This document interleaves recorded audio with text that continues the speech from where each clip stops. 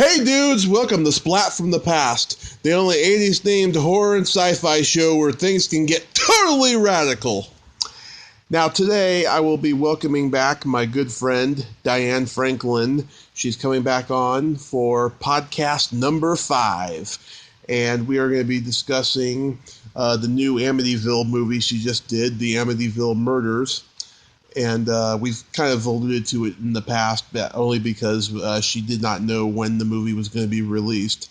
So it's finally out, and we're going to talk about it today and talk about a few other things as well. And I'm pretty excited about it. Diane is just the sweetest lady and the most awesome lady in the world, most excellent lady. And I'd also like to say happy birthday to my mother. She reached a milestone birthday today, and so happy birthday, Mom. I love you, and I hope you enjoy it. So yeah, here is my new interview with the excellent Diane Franklin.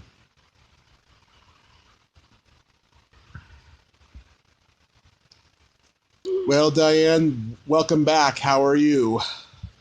I am great, and thank you so much for asking me to come and talk on the show again. Absolutely. Things are pretty excellent on my end. I got a lot of great stuff coming up in the next few months. Ooh, tell me what's up.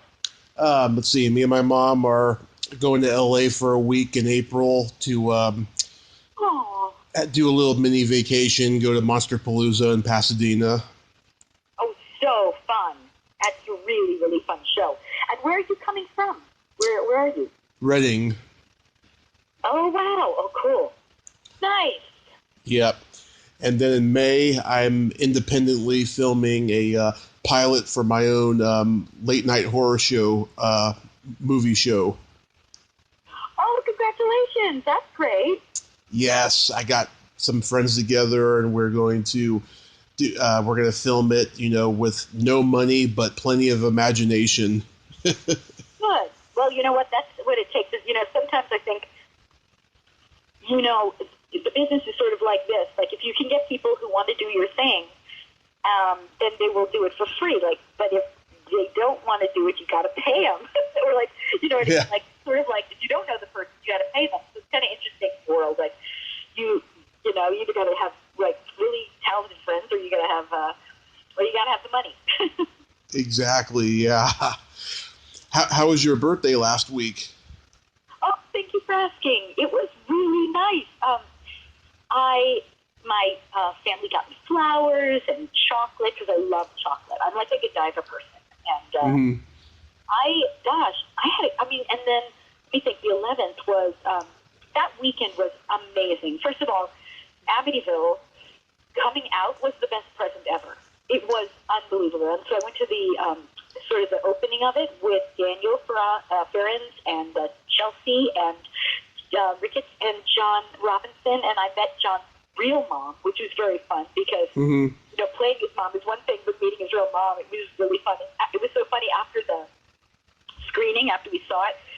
I just thought, if my son was playing a killer, how that must make her feel. You know what I mean? It's just your baby. And so I just turned to her at the end of the screening and looked at her. And she just like her big eyes. She was like, what? And I could just tell, like, it's, even though it's acting, as a mother, you're like, oh, it's like my baby. So, it was very cool. But yeah, my birthday was wonderful. And my son, he came out with his first single song, and his name is Nick De Laurentiis. So if you go on Spotify, you put Nick De Laurentiis, or you put the song Nowhere. He had his first song out, and so he wrote the song. He actually gave it to me as a birthday present, but it was mostly like it was a song that he had written a long time ago, and but it was the first song that he has ever sung and wrote and composed, and did all the instrumentation, and it was lovely. So I had a really nice birthday. Thank you for asking. My pleasure. Yeah, that is beautiful. You're just so blessed. And today is my mom's birthday. She hit a milestone. Oh my gosh, what? She's 65. Oh, wow, congratulations. Tell her happy birthday for me. I sure will. Okay. In fact, she'll hear this. Happy birthday. to you. In fact, she'll hear this after I post it. Oh, nice. Great. So, the Amityville Murders is out now. Yes, and I'm really glad we're talking about this because a lot of times the hype is happens, and then it comes out, and then people sometimes don't quite know where to find it unless it's right in their face, So what's interesting is, they always say, oh, it's on all platforms, and it's easy to say that, but you kind of have to say, okay, it's on Vudu, or it's on YouTube, or it's on Amazon, or you kind of have to say those words, because then people go, oh, okay, well, I've got that, and I can look it up.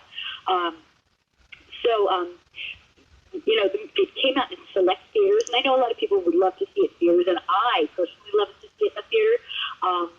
They didn't have that many theaters because it's, the market, there's just so many films out right now, and it's really hard to get theaters to do this.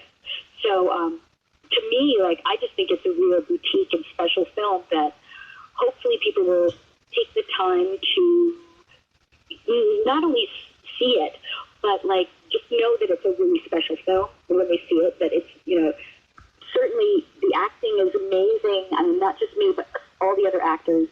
And also, I was going to say, if anybody does watch it, please, I'd love if you have a positive review. Of course, not negative, but if you have a positive review, it would be great to put it on IMDb, and so you like it, because when the film first came out, it came out around Halloween, where the problem is that, or the reviews we got were around Halloween, and the problem with that was, if you love gory horror, this is not the film, because it's not, eyeballs popping out and blood gushing everywhere and limbs falling off. It's not sensational. It's based on a true story, so it kind of gets an unfair review at the beginning, because people were like, well, it's not scary like that, kind of, gory, because that's not it. It can't compete with that genre, but on its own, if you watch the film and you don't compare it to a slasher killer movie, then, it's based on true story, so you're going to have a different feeling about it, and people who understand that love the film. They totally get it, and they love it. And they love the fact that there's nostalgia of me being in it, having been in Amityville Part 2, having played the daughter, and they understand how unique and special that is. I really believe that this film, it's sort of, it's out, and there's so many things out around the same time, that I'm telling you right now, this film is going to be an art film. It's going to be remembered, because no one's ever had anyone play the daughter and the mother in a film, and the first in it too again, and it's certainly not common, and I think it's going to really stand out in a lot of ways. And all I could say is that people who see it today, I think it's a special film, and I think I hope that they take the time to do that. And I really think that's really what it's all about, taking the time to watch a film nowadays, because there's so much out there. So I would be very honored if people would see it and then send a review to IMDb. And also, you can send it to me. I'd love to know your thoughts about the film. Personally, for me, I'd like to know both ways. But I just think it's a little jewel, in my opinion. Yeah, I haven't seen it yet, but I definitely want to and stuff. One thing I was really curious to ask you about, when you got the script for this movie, you've been working very hard last few years, promoting yourself, getting back into the game, doing signings and conventions and podcast interviews and so forth. When you got the script for this movie and you was offered this part, did you think to yourself, I am so blessed, all the hard work is paying off? Oh, well, this is a great story. How this happened, it was so interesting, and it's deeply embedded in my soul, this experience. I have done a lot of things, work and auditions, but this process was the most unusual I've ever experienced. My convention. Okay, so this is a great thing for actors to hear too. You never know what you do in life, how it affects other people. Yeah. And so the first thing, and I think that's why whenever you do a job or anything, any type of, whether you do art, whether you do dance or singing, and whatever creative thing you do, writing, you've got to put your heart into it, because no matter what it is, once you do that, it's out there, and it lives and it has its own life, and you don't know who you affect. So the first thing that happened was, years ago, Quentin Tarantino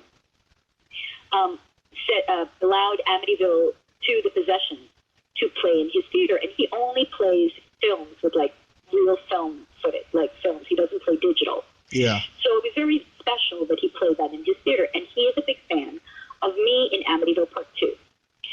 So I go there, and they asked me to do a Q&A. So I did a Q&A, and when I was there, the director, Daniel Ferens, who wrote and directed Amityville 2, was there, and he saw me, and that's where he got the idea of me writing the film and putting me in it. But I didn't know this.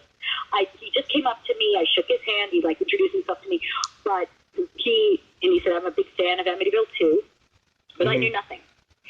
And then, I don't know, maybe half a year later or so, even maybe more, my convention agent, who has nothing to do with acting, auditions, he called me and he said, I'm friends with this director, Daniel Ferens, and he is doing an Amityville movie, and you need to call him. And he gave me his phone number, and I said, well, I don't know him, and he's like, no, just call him. Just trust me on this. Just call him. So I get on the phone. I call Daniel, and I'm like, hi, I don't know if you know who I am. I'm an actress. My name is Diane Franklin, and I just figured I was told to call you by my convention agent. And it was completely, I thought the guy was going to hang up on me or go, well, whatever. I didn't anticipate anything. And Daniel, he says to me on the phone, oh, Diane, I know who you are. And Amityville 2 is one of my favorite movies growing up. Mm-hmm. And I would like to offer you the role of Louise DeFeo. I'm doing a film, and I want to offer you the role of playing the mother, Louise DeFeo. And I burst into tears.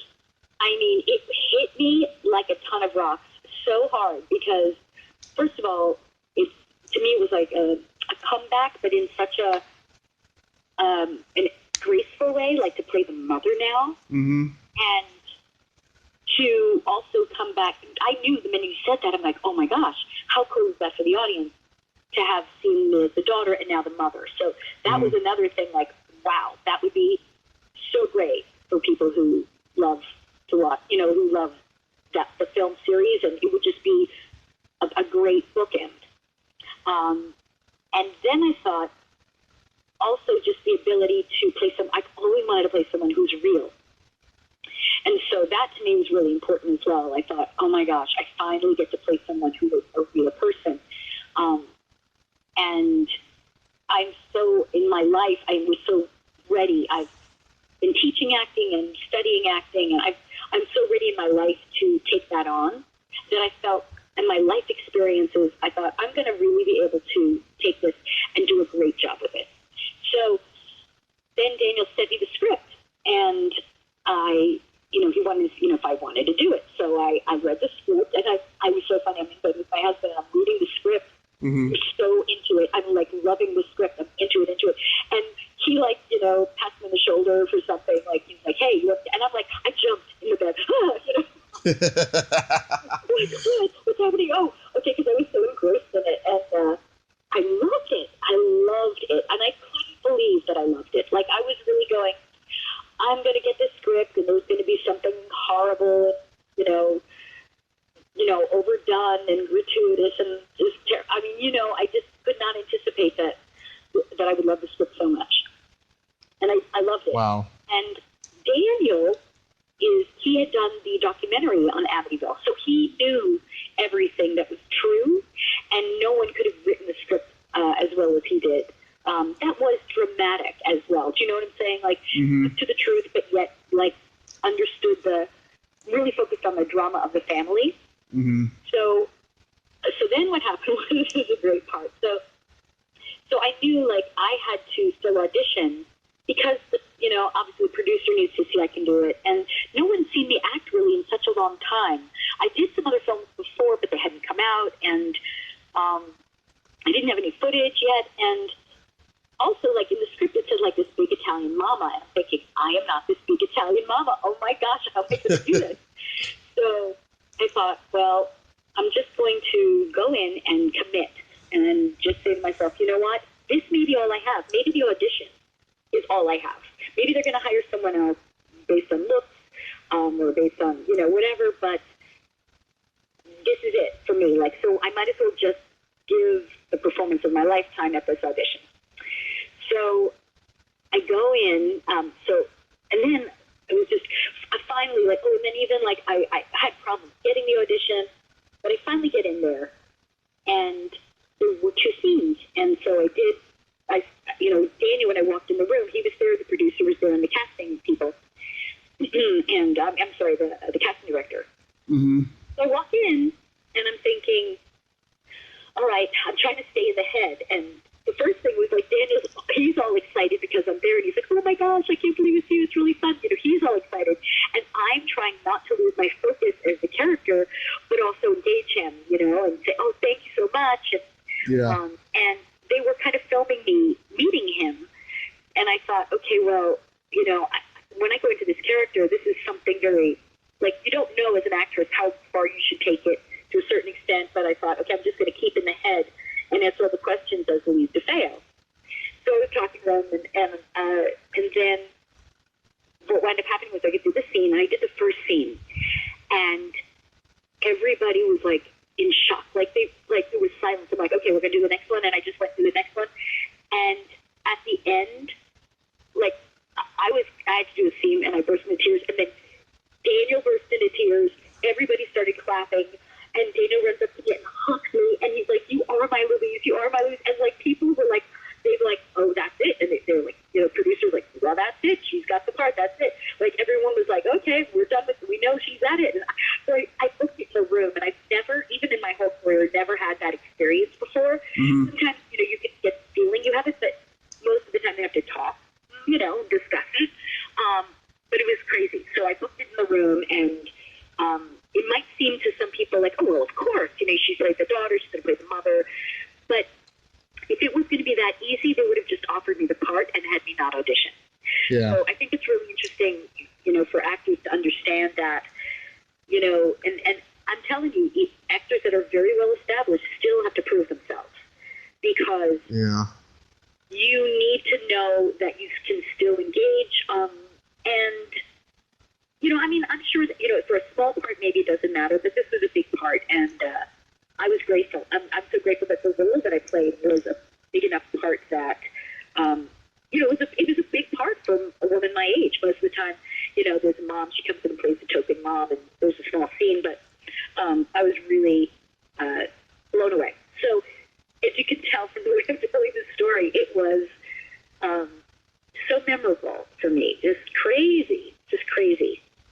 Wow, yeah, it seems like your past came back to reward you, It really did, and honestly, I never would have expected the one that was redone. I could see somebody say, let's do Better Off Dead again with me and John as adults, or let's do a remake of Last American Virgin, or, those films are classic 80s, or Bill and Ted. They are doing a Bill and Ted, another one, and who knows if I'll be in that. I don't anticipate it, because you just never know, but I do know that it would be a wonderful nod to the audience. And I do think, like, I personally love nostalgia. So for me, if I see someone return, it's just nice for the audience. It's just nod, and I think it respects the audience that stayed with you all those years and watched, were fans of a film. Wouldn't it be fun to see, like, for instance, Breakfast Club, but, like, they're all grown up? That'd be kind of cool, kind of interesting. Or the teachers now, or they're like at a bar, like hanging out. I just think it's kind of it's nice. It's just interesting. And people who watched my work, the early '80s was the first time that teen movies were such a big draw, and it were teens playing teens, and everybody grew up watching. It was like we were like, okay, what happened to them? And, not just even in the tabloids, but in a movie sense, it's like we'd like to see them back again. And so I think Diane Lane has done it, and gosh, I'm trying to think, Jennifer Connelly and Winona Ryder. There's a bunch of actresses who like coming back, and we'd like to see them. We'd like to see what's going on. So I am very happy that I've been able to do this. I think it's really awesome for actors to see other actresses have a career and then come back and still be kicking. Yeah. Yeah, we all love seeing you back, Diane. We just love it. I wasn't too familiar with Daniel Ferren's work, but I just found out he just did a movie about Sharon Tate with Hilary Duff. Oh, yes. And that was supposedly an amazing production. I spoke to Daniel while they were doing it, and it was, what I found, which I thought was really cool, it was very intense. It was very, they didn't have a lot of time to do it, and Hilary Duff, I heard, just killed it. I mean, everybody was so impressed with her acting, and every day she gave, 120%, 150%. I mean, really just, she just nailed it. And I was really happy for Daniel because these are a series of films that he was writing and directing, and I think, it's what's cool is that he's sort of getting a name for himself for doing these stories based on reality. But then the actor has is like the tour de force. Any actor that he chooses to be in these films really gets to have really amazing drama. I mean, that's one of the reasons why I went back to doing horrors in a sense, is because that's what the drama is. The drama is in horror. So very interesting to see it. And it's also fascinating to find out, what happened, to this woman and what she went through. And, I mean, when I heard that, he was doing this film, with her, about Sharon Tate, I was like, oh my gosh, that's so scary. The fact that she was pregnant and was Roman Polanski's child, and just this guy is after her, that's just terrifying. So, I was happy to see that he was doing it, because if anyone's going to do it tastefully, it's going to be him, So. Yeah, I'm looking forward to seeing Quentin Tarantino's movie, too, about the Manson family killings. Yes, and that's the other thing, too, I mean, look, we have so many different interpretations. I'm serious about the Quentin's rendition. He's one of my favorite filmmakers, and I was so thrilled to find out that he was, a fan of my work. It's like, just again, like I said, you never know how you affect people. So that to me is a gift, Yeah, like me, he's seen every movie there is, so it's not surprising that he loves your work. And it is interesting, but, I mean, like, I think Eli Roth likes my work he saw, Last American Virgin, he likes that, and, of course, Brett Ratner loves it, and, it's just interesting. I mean, again, we never know who we affect, but I do hope that, like, with the internet, people would say something. I think that's the thing that's really cool, is you do want to know, like, that, somebody, you made a difference, to someone. Absolutely. I get to experience that every time I'm at a convention. I get to see what fans, how it affected their life, and I love that, I think films and television and, just the entertainment business, it affects us on a deep emotional level, and it makes us think about, our lives, and would we do that? And, I just love meeting the fans at the convention because of that. We discuss all those kind of things, Yeah. What was it like working with Lainie Kazan in this movie as opposed to working with Rutanya? That is a good question. Well, first of all, to me, it's like, I'm trying to rationalize this, honestly. I love Rutanya. She will always be my mother. Oh, yes. Right? So what's funny about it is I was saying to myself, okay, well, let's just have, like, Lainie be, let Lainie be on the father's side, or let Lainie be, like Bert remarried, but Britannia will always be my mom. You know what I mean? Yeah.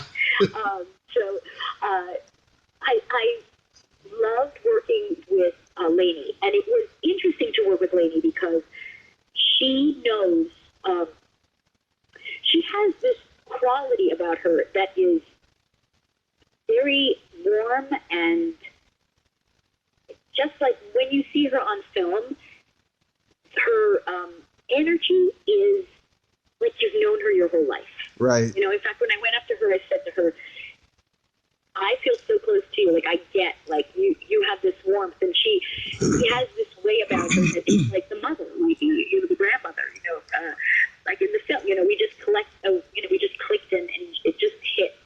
And I would have loved Britannia to do it. In fact, again, Daniel wished that we could have gotten her as well. Mostly as a nod to, all the other filmmakers. That's the only regret I wish. I wish that she would have been in it. But it was that wasn't my choice. It was had to do with I think getting people over, and that's just the producer's decision that they had to deal with. But I know that she was definitely considered for sure, and Lainey was lovely to work with, and I just am glad that I got a chance to work with her as an actress. Like I've always admired her work as an actress. And she and Bert knew each other from doing a lot of films together before, so that was fun to see. When Bert came, he was like, "Oh my God, Lainey," and then he knew me, and that was very fun. So I guess Lainey played his girlfriend a long, long, long time ago in a very old movie. Mm-hmm. So that was kind of fun to see them reunite as well. Yeah, the last time I talked to Britannia on here, she told me that she would have loved to have been in the movie too, but she supports the movie being made and stuff. So. Oh, that's nice. And you know what? That is very. Here's the thing with Britannia. There will always be only one Britannia. She is the mom, and there are fans for Amityville Possession that will always be just fans of Amityville Possession. But it's very racist of her to say that, and I think that just makes us love her even more. I mean, that's like the point. The point is that like it was like when Bill and Ted 2 happened, and I didn't get the part of the princess, and I was like, oh, really? What? And it was like, what? We had to, it was this whole thing, we were auditioning for it, and we just didn't get the role. And then the other actress who took my role, Annette Azcoy, I think is how she pronounced her name. Mm-hmm. Now, I just went and invited her to a convention, and the two of us did a convention together. And so here, passing it on, like I invited her. She played me, or essentially my character from Bill and Ted's The Bogus Adventure. But that's not anybody's issue except perhaps the filmmaker, the producer. We both get along, and I think she's great. So we just did a convention together as the princesses, and I just think that that's like the way you want to be. As an actor, you want to be gracious, and you want to support each other, because it really, when you get work, you want to be happy for everyone. And, if it's not this, it'll be something else. So, but that was, I would say the hardest thing about doing this film was not having Britannia there. I mean, I wish she could have shared that experience. Yeah. So that was the hardest for me. And also, too, one member of the cast who's been on this podcast before is Steve Barton. Oh, he has? Oh, that's interesting. I didn't know that. Mm-hmm. Yep, Steve. I actually heard you on his podcast last week. Oh, yeah, that's funny. Yes, that is really funny. Yeah, I had a great time talking to him. He was wonderful. Yeah, I was surprised. Really fun. I was surprised at how well behaved he was, because usually he drops a lot more F-bombs than he usually does. Oh, that's funny. Well, he did well. He definitely did well. Yeah, it's funny. I mean, you get your sort of wave interview, and then all of a sudden, someone comes in that perhaps you think wouldn't appreciate it, and you're like, ooh, I gotta hold that. Yeah. It's pretty funny. Yeah, I remember when it's funny.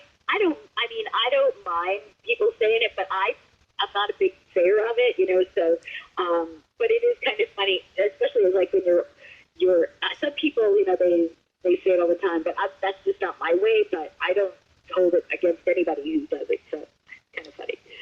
Yeah, Steve's got a very morbid sense of humor. I remember one time when Amanda Wiss was on his podcast, he said something to her like, hey, Amanda, you want to go back to my place for some morning after pills? She was laughing so hard. So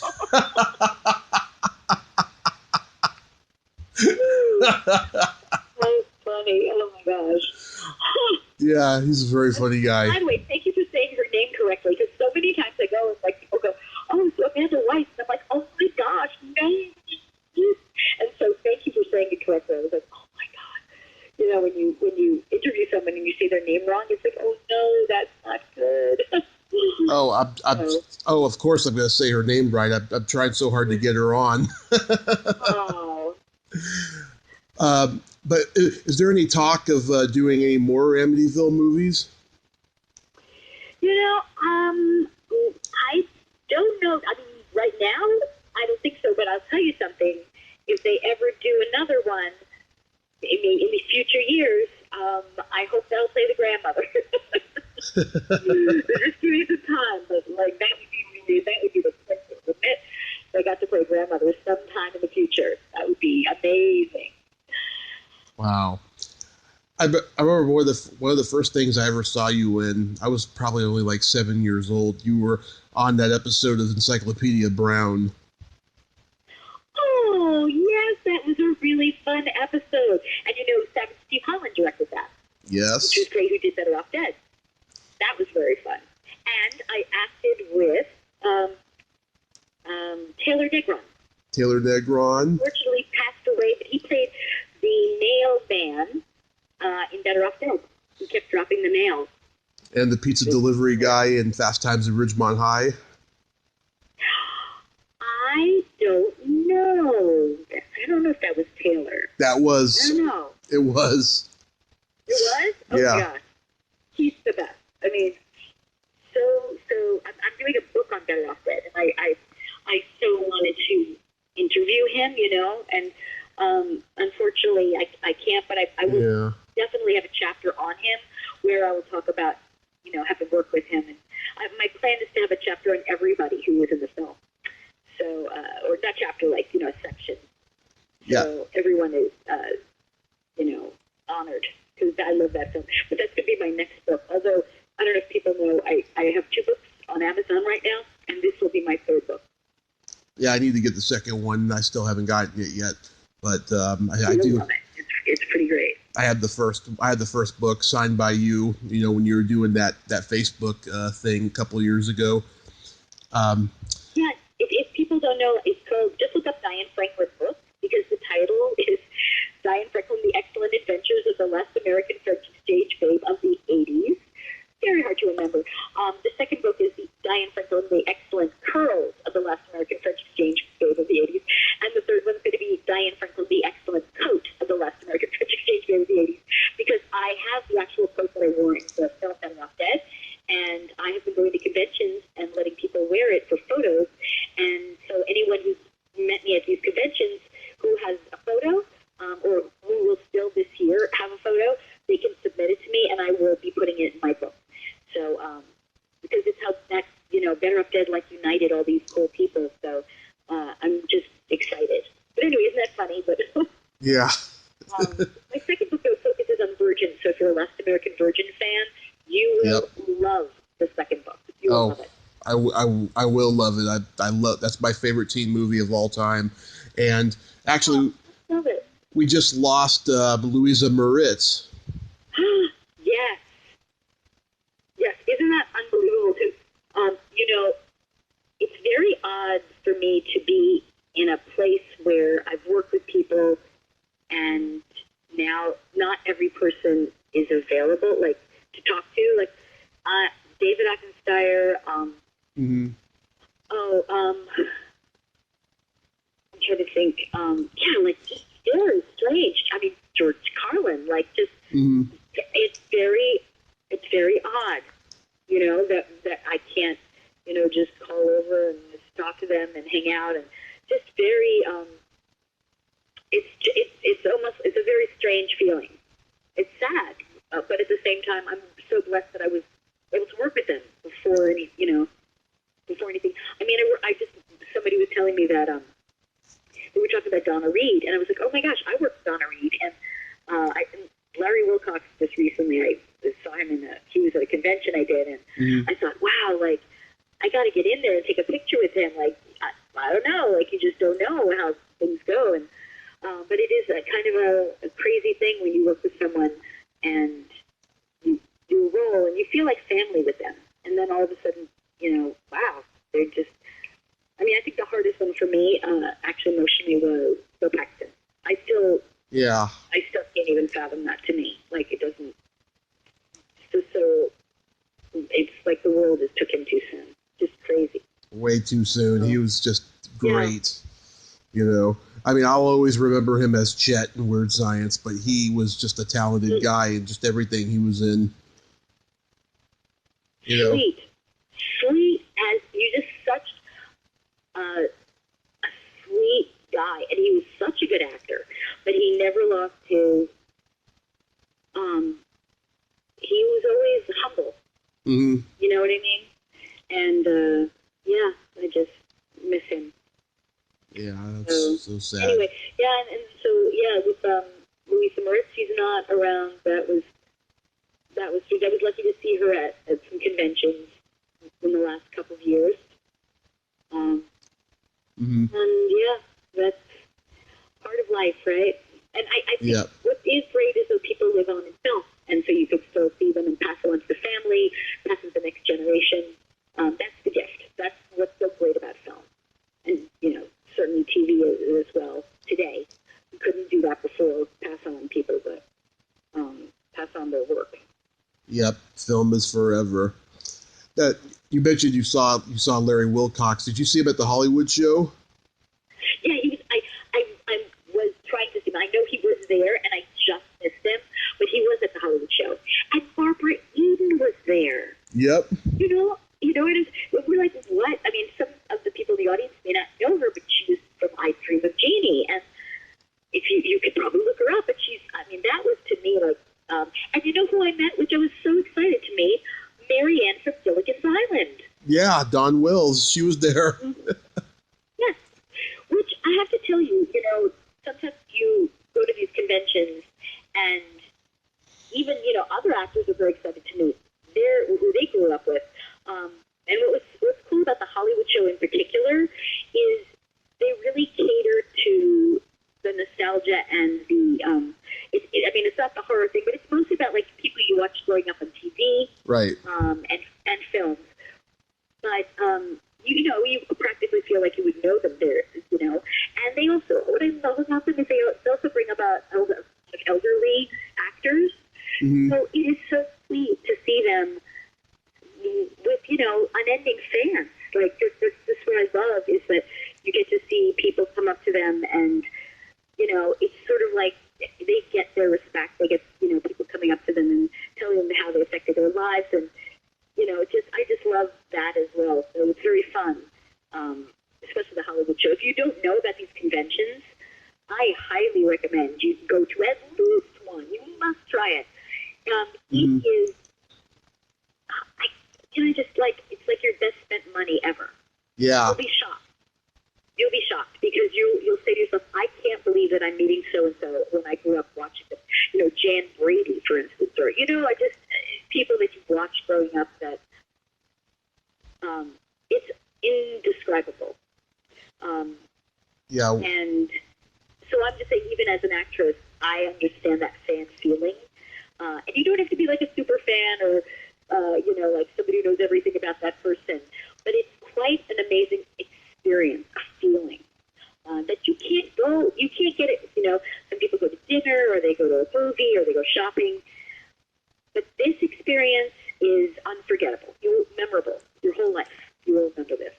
Yeah, when I finally move out there later this year, I'm definitely going to go. And when I saw this last one that you were at, oh my God, I wish I was a millionaire because that would have been like a $5,000 weekend for me because I would have wanted everybody's autograph and photo op because I'm such a fanboy. Right?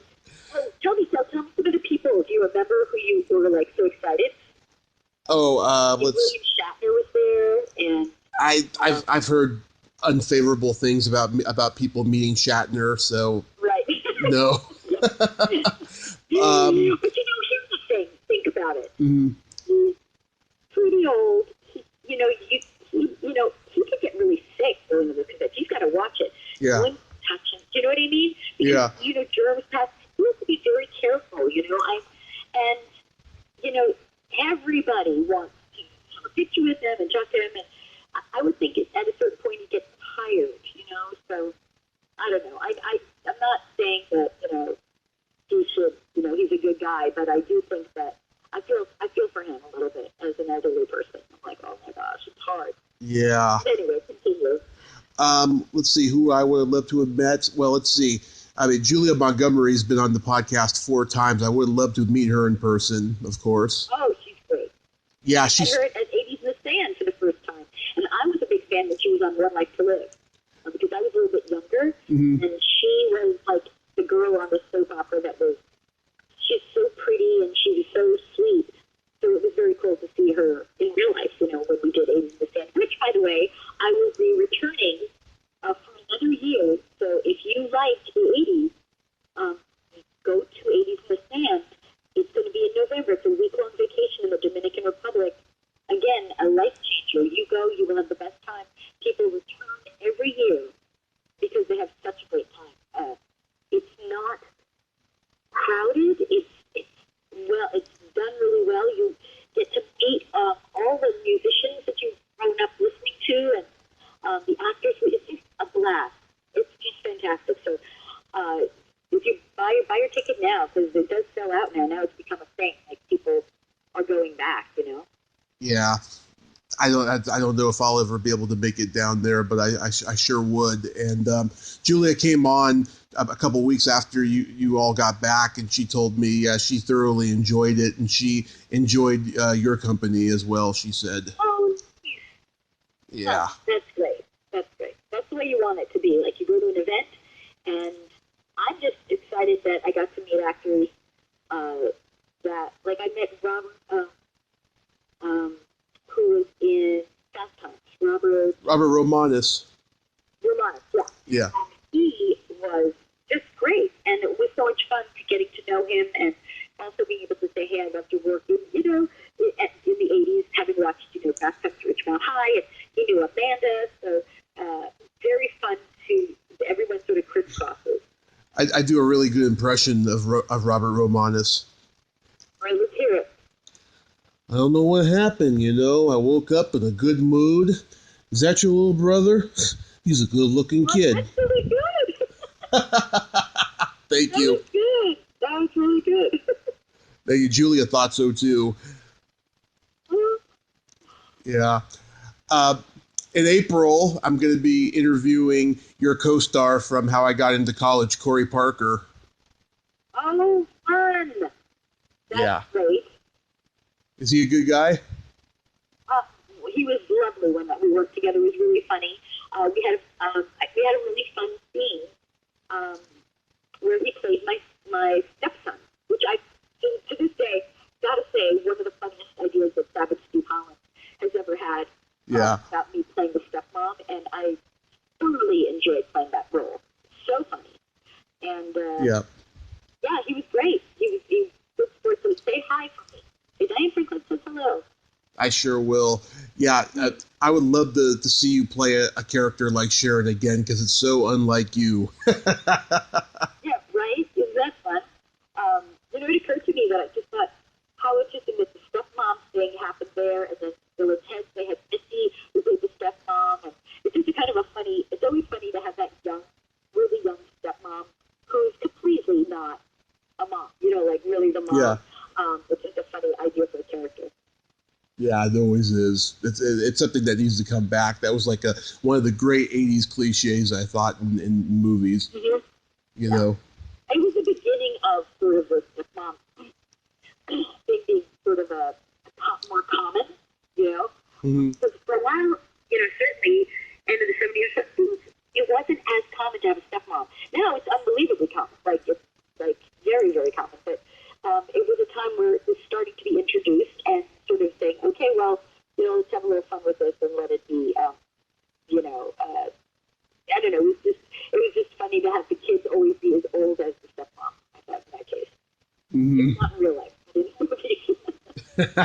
Yeah, not in real life. Do you have any predictions for the Academy Awards on Sunday? Oh, I have to say, I kind of stay away from it because, I respect the actors and I love I think that they've all done a great job, but it's gotten so, I don't know. I'm not a big fan of that. Yeah. It's kind of like, I think it brings out all the wrong instincts about acting and performing. Right. Compete for best film. I mean, honestly, there are a lot of great films. And when you get to a place where you're, comparing different genres for what it's like best of show for a dog, like what's the best dog or what's the best cat? Yeah. And, I don't know. I don't think it's something, I don't really back it. I always find out the next day what happened, but I generally don't, I've never been sort of into awards, although I will say this, there's a part of me that says, oh, I wish I had gotten awards for Amityville Murders. I'm like, oh, that would have been wonderful. Like that film, I could have said that because I really felt like I did my best work. But sometimes awards, they're political or yeah. It's about, but it's about money. And I don't know, maybe someday I'll get an award, but it doesn't, it's not what feeds my talent, like what it is doing good work and, making people affected by my work. So, I don't, but you can tell me what's your prediction for the Oscars. Well, let's see. I mean, I'm glad that Sam Elliott is getting his first nomination ever for Best Supporting Actor in A Star Is Born. See, that's good. I mean, that's like, you're saying for supporting, see, there you go, here's a guy who's worked his whole life, and you want to see him rewarded. That feels good. Yeah, and I've been very disappointed by people who lost in the Best Supporting Actor category after never winning before, like when Bruce Dern got nominated a few years ago, and Hal Holbrook, like before that. I was always disappointed that those guys didn't win, but I hope he does. Best actor. I have a feeling it's going to be Bradley Cooper. Definitely. Yeah, I think so. For some people, they find their time, and the world is sort of ready for that kind of a person. You know what I mean? Just sort of a feeling we need a hero, or we need somebody to look up to, in America, because this is American tradition, and the Oscars are sort of like the royalty in a sense, and so we need that role model to look up to, to aspire to. But anyway, keep going. For Best Actress, that's a little iffy. I mean, there's a lot of buzz surrounding Glenn Close, and yeah, I've heard about that. It could possibly be her that's going to win, but I also think it could be Lady Gaga for A Star Is Born as well. Because I heard she was amazing. I had not seen her, but I heard she was great. Yeah, and Melissa McCarthy is nominated too, but I don't think she's ready for an Academy Award yet because she's very talented. She's very talented, very funny, but I don't think she's ready yet. But it'll probably be Glenn Close or Lady Gaga. And Best Supporting Actress, I don't know. It could be Amy Adams for playing Dick Cheney's wife or something. I don't know. I like her. There's some actresses like her, and I like Julianne Moore. Yeah. They have to me a similar quality. I mean, they're both redheads, I guess too, but there's something where I get the feeling that they are very excited about the characters that they play, and I like that. I'm like similar in feeling that their characters make them, they like becoming totally different people, and I really like the way they think. Like, I like that attitude. They don't, I mean, to me, when I see them, they're always playing people that they are not close to, and I like that. I respect that kind of actor. Yeah, I remember Kelly Maroney told me once when she worked with Sean Penn on Fast Times at Ridgemont High. He was Spicoli 24/7 throughout the filming of that. And nice. Yeah, I mean, I just recently met her, by the way. I had not met her, and I went to an event. at Shriekfest, right? There, out of all the years we've known, like, been in the business, we've heard about each other, never met, and finally we became friends. And I was so excited.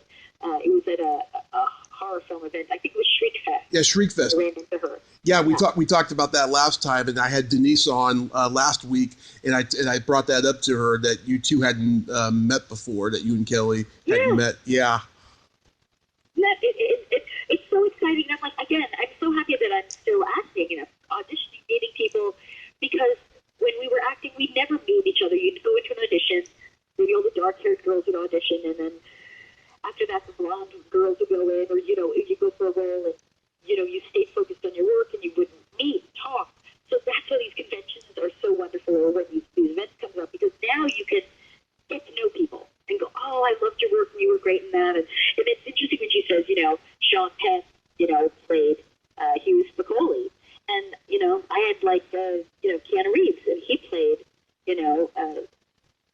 Ted. So I had, like, that experience as well. He's just super cute, super adorable, and what, how fun it was, to have, people play their, characters. He was great. Yeah, but the thing with Sean Penn, though, he was that character 24/7 on the set. He couldn't have Sean written on his chair or his honey wagon. It had to be Spicoli the whole time. Oh, I see what you're saying. And when he went to the rap party and everyone finally met Sean, not Spicoli, they were just so surprised at just how well he was able to play that character. They literally thought he was a crazy person. Right. That's funny. Yeah. Oh, that's interesting. That's really cool. Yeah. I mean, Kelly told me she personally wasn't at the rap party, but like everyone told her later, that they were blown away. That they were blown away. Yeah. Nice. Yeah. Oh, that's really great. So I think it's cool. Like, there's so many, I think that's what makes it so mysterious and so incredible, that every actor has their own way of delving into their character. And, I think the key of being an actor is knowing yourself and understanding how you click and how you work. Mm-hmm. And once you figure out your best way of working, then just trusting that and going for it. And for me, like, one of the things I know that when I was younger, I really studied people and I studied actors, and that's how I learned so much, by really just watching and studying people. And I think that if you are an actor, that's, it's not just acting, but watching people and understanding how certain people behave and certain people do. Body and voice tell a story. And so but I think it's very cool. Some actors are very connected to their senses, and then some actors are very connected to their thinking. And I find that all fascinating, the whole procedure of how people become characters. I have my own method, but it's very cool. Mm-hmm. You do repetition and all that? I have done repetition with other students. For myself, I do a combination of things because I've had so much life experience. I've also had training. So I do Meisner, but I also like do some sensory work. So my whole thing is kind of like where you figure out what and I figured it out finally, after all these years. So I'm like, okay, I know how to do this. And I mean, you'd think that actors know how to do it, but we're always searching, Mm-hmm. So yeah, it's I think that's what makes acting so exciting. That you have to really know who you are, you know yourself, and then watch other people and study other people and allow yourself to commit and get yourself into a place where you just are that person. And anytime you just can become that person and just live through their eye, live yourself truly, it's a great performance. I mean, it seems like all the great performances are really just authentic. That's really the thing that's in common. Yeah, I remember when I was 14 in drama class, we had to do these these soap operas. We had to like write our own soap operas out and perform them, and I had to play a guy who was drunk, and I'd seen that I seen that a million times. Yeah, I had seen that a million times with my own father, who's an alcoholic, and so I used that as my character of reference, and I got huge laughs that were not intentional because this was supposed to be a dramatic, soap opera, but I got unintentional laughs, especially when I hit the floor. Everyone was just howling. Well, you drew upon something, and that's... Well, and did you do well? Did they mark you well? Yeah, it was pretty good. I that was like my first like passing grade of like that semester. I was very shy my first semester of drama freshman year. I just you couldn't get anything out of me, and then second semester I was good. Yeah, and then the teacher became very impressed with you. Right, and then by senior year I took advanced drama, and I was just a completely different person than I had been freshman year, See? And that's the best. You start really being shy, and then by the end, you just shine. That's great. Yes. So, Diane, is there anything you're working on right now that you could, talk about? Well, I have... Okay, so what's going on? I have a convention that's coming up in May, end of May, last weekend of May, and that is Retro Weekend, so I will be in Ohio for that. So anyone who's near the area or plans to be there, I will be there, and it's going to be amazing. It's going to be great. And then I'm also going to be going to England, I think in November, maybe the first week of November. Right. So if people in Europe, that will be very cool. And I'll also be going to the 80s in the Sands in Dominican Republic in November. And so those are the conventions I have set so far. Then I am doing my daughter's film. She's doing a movie called This Gets Rough. I think we're going to she's going to shoot it probably this year. And I am in it. And she's acting and she's directing. She wrote the film. And the princess from Bill and Ted, the other English princess with the red hair, Kimberly Cates, she is actually a producer right now, and she is producing the film. So I am beyond excited about working on this film that my daughter is making. This will be her first real feature, and it's hilarious. It's a dark comedy called This Gets Rough. So be ready for that, because that will be one of my favorite. I mean, how great is that I can work on my daughter's film? I even said to her, you don't have to put me in this, I was like, you can do whatever you want, but she wanted me to be in it, and I'm like, okay, we're going to make this happen. So that's magical. That's super cool. And then what else? Oh, I have a film that's called The Final Interview that is actually playing at Horror Hound, and unfortunately I can't go there, but it is playing in Ohio, at Horror Hound in Ohio, I think in April. So if anyone is fortunate enough to be there, watch The Final Interview, and that's a beautiful little jewel of a film. It's a thriller. You will not be able to leave your seat. You will not be able to use the bathroom. You will stay there. It's one of those films you can't move because every minute counts. So that's very cool. It's about a guy who is going to death row, and it's his last interview before he is, executed. And it's just, I'm actually this news director, and my ex-husband is this interviewer, sort of like a Walter Cronkite kind of character. It takes place in the 80s, and he's interviewing this convict, and the story is sort of an alpha male war between the two guys, and you will see who wins. It's very, very interesting. Very interesting. And suspenseful. I have to say that is the main word for that. Nice. Yeah, go ahead. Yeah, when Olivia and I talked a few months ago, she brought up a little bit about the film too and stuff. I Yeah, I enjoyed talking to Olivia. She reminds me so much of you. You even sound alike, which is pretty funny. Yeah, you two do sound like a lot alike and stuff. She swore an awful lot though. Yeah. I know. Right? She's the one. I've often said to her, oh, you know, but she's got to compete with the big boys, and I think sometimes that's hard. I mean, she'll definitely curb that as needed, but I think at a time where we're not necessarily allowed to do that, or it's thought of as okay, and she's in comedy, I think she's just had to sort of keep up with the big boys. So anyway, if big boys didn't curse, then she probably wouldn't either. Yeah.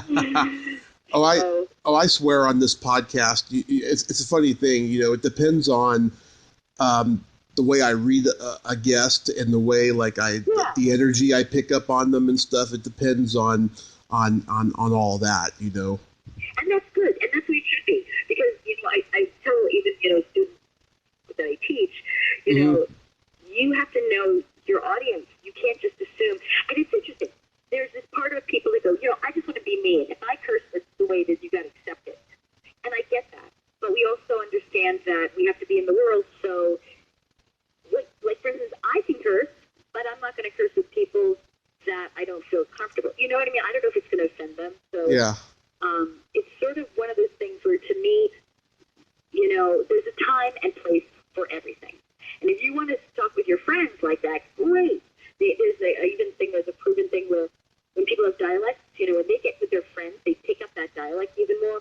So when I talk with my friends in Long Island, I'm actually talking more like this. You just sort of, we pick up each other's energy. Mm-hmm.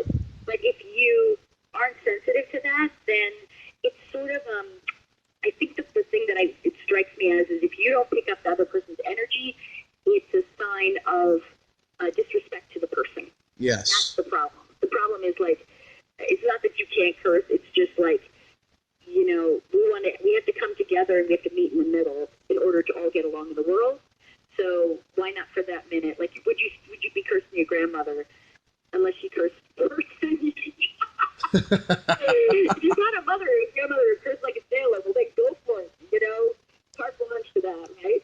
But yeah. If but if she doesn't, then why upset her? There's many people that you could do it with that would be very happy with it. So I've always been learn it all, but know your audience. So. Yeah, I've only offended one guest on this podcast, and she forgave me after I did it. I was trying to make a valid point about she was in the TV show version of Fast Times at Ridgemont High, and all the raunchy stuff that happens in the movie. I made reference to it and stuff, and she wished my language was a little bit better and stuff. But other than that, I haven't offended anybody on this podcast. That's good. That's good. Because I interview a lot of women who are like tomboys, and they're like, they curse like sailors. So I'm lucky. Exactly. I'm lucky in that regard. Yeah. You meet all kinds, and then that's what's great about the world too. Like, I have all kinds of different people. I think it's funny that you say this too. Like, when people read my books, mm-hmm. and they're learning not only what my experience was as an actress, and they imagine me as the character, and then they look at and imagine me in these movies, and then they learn who I am, and but then again, all the characters I've played, there's a part of me in them, Yeah. And I think that's the beauty of it, that, there's so many sides to all of us. Actors are the lucky people who be able to bring them all out sort of in full ways, whereas sometimes most people have to hide so much of who they are, and that's sad. I think it's hard to hide, secrets like who you are. And actors get to just, sort of play them in characters. So for me, some of the most fun characters are the evil ones, the mean ones or whatever, to play as characters, because I would not behave that way in real life. But, as a character, oh yeah, then I will. Yep. It's pretty funny.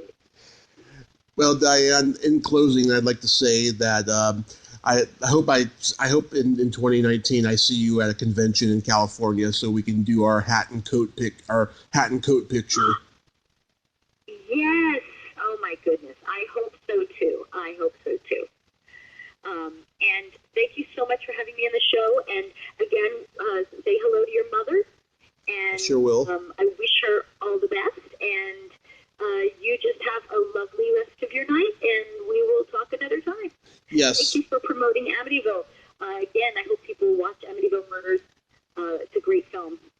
Absolutely, Diane. Thank you so much. Sure. We'll talk again. Thank you. Bye, Tommy. Have a great night. Okay. Thanks. Bye. Bye. Well, there you have it. Diane Franklin. What else can I say about Diane? She is very, very awesome. And I just adore you like crazy. Thank you for coming on again. If you like this video, everyone, please subscribe to my YouTube channel, add me as a friend on Facebook, join my Tommy Kovac comedian page on Facebook, follow me on Twitter and Instagram, and all that fun stuff. Well, that's all the time we have this week on Splat from the Past. Until next time, this is Tommy Throwback Kovac saying, there's no shame in living in the past, because the present sucks. Later, dudes.